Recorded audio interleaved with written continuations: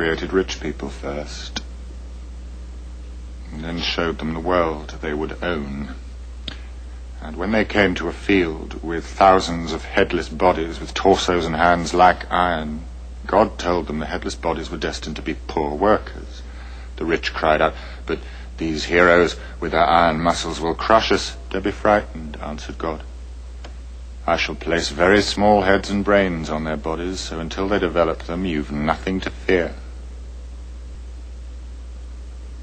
Who are still the oppressors? The rich. Who are still the oppressed? The poor. Your slavery is their liberty. Your poverty is their prosperity. Priests say the poor must be content with their poverty and they'll find heaven hereafter. Idiots. Cretinous rag pickers. My dog Georges has more sense. Don't you know that whilst you're gazing up at heaven, your pockets are being picked clean, your eyes are plucked out, and you're robbed of your birthright, blind to what is done to you?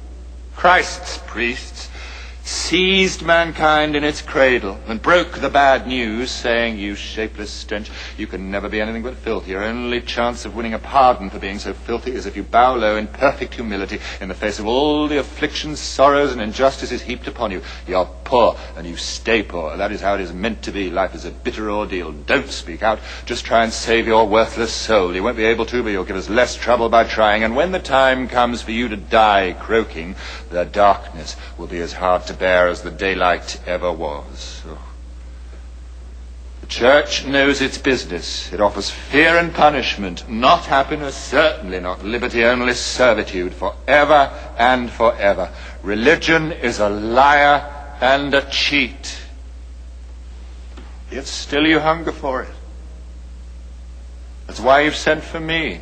Jacques Roux, Mad Jacques, Red Roux, preacher of the poor, sower of sedition, subverter of all laws, a priest who saw the light of reason and now proclaims fellowship with all who live in dark dens and desolate places.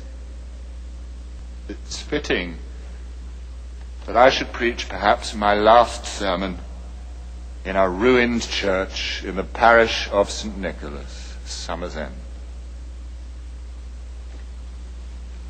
I go before the tribunal tomorrow, charged with revolutionary excess. Now I am, it seems, too revolutionary for the revolution, and so it begins.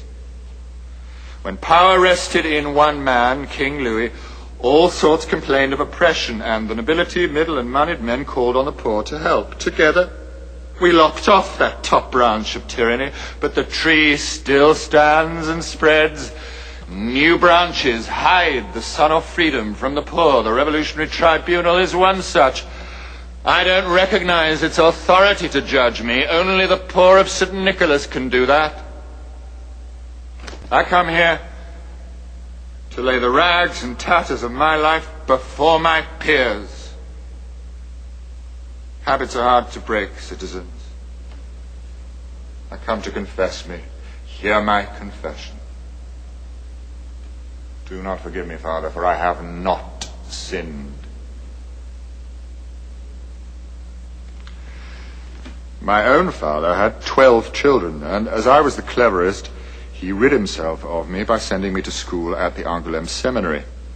At 15, I was ordained a priest when I knew even less about God than I know now. There was a priest on every dunghill. The scummier they were, the more they sprouted.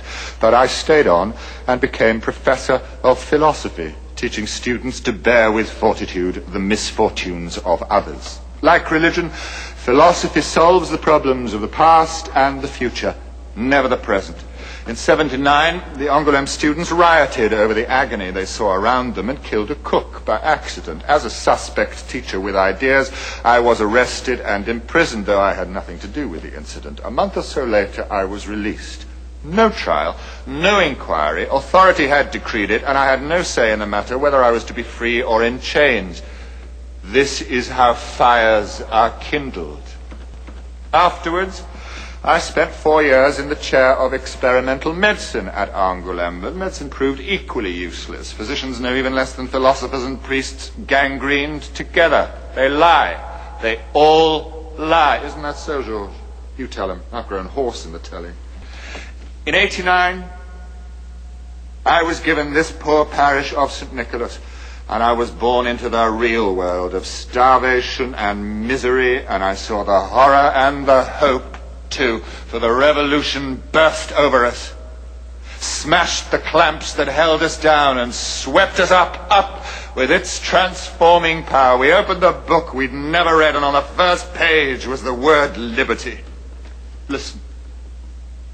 Listen, the revolution was born in violence. Revolutions must be violent. It is the only way to end the greater violence that keeps the majority of mankind in servitude. Do you think that those with privileges would give them up without a fight because you have a charming smile and the best arguments?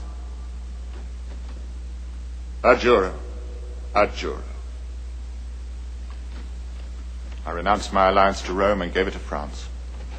I became a constitutional priest, put off the mitred robes of privilege and put on the white robes of liberty. I still practice as priest and physician when called on, but I have to earn an honest living as a pamphleteer and municipal official. I live with a good woman, widow-petted, born Elizabeth Hubert, once laundress to the rich, now my helpmate, soulmate, who sells my pamphlets 2 sous a copy. We adopted a son, Emile, a sweet, sweet boy. No more of that. Not for your ears, or yours, or yours. My only fear, citizens, is not of death, but of a life without them. Georges knows. We love them, don't we, Georges? I was elected a member of the Commune and spoke for the poor. I told Robespierre, Saint-Just, Brissot, and the rest that they could never be the revolution, just men, and not to be trusted with power. Anyone with authority becomes an oppressor, a parasitic coat of filth on the hide of the common people. Between those who command and those who obey, there is only hate. Does it follow that I reject all authority? No, but I always keep my hat on in its presence. In the matter of bread, I consult a baker. In the matter of boots, a bootmaker. A house, a builder. For special knowledge, I apply to a specialist. But I don't allow the baker, the bootmaker, or the builder to impose their authority over me. I listen to them with the respect they merit, if any, but I keep the right to judge, criticize, and censure. Why should we treat politicians of whatever stripe, royal or revolutionary, any different?